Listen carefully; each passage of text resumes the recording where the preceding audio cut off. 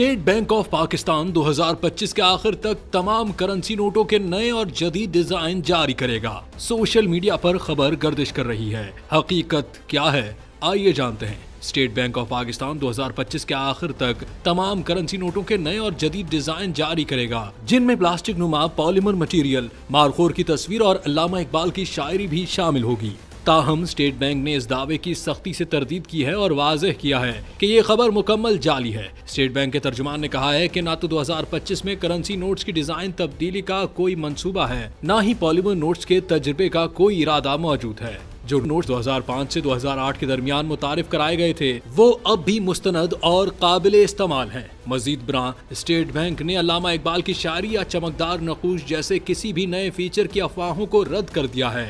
इस हवाले से गर्दिश करने वाली तमाम मालूमात झूठ पर मबनी है और आवाम को गुमराह करने की कोशिश है।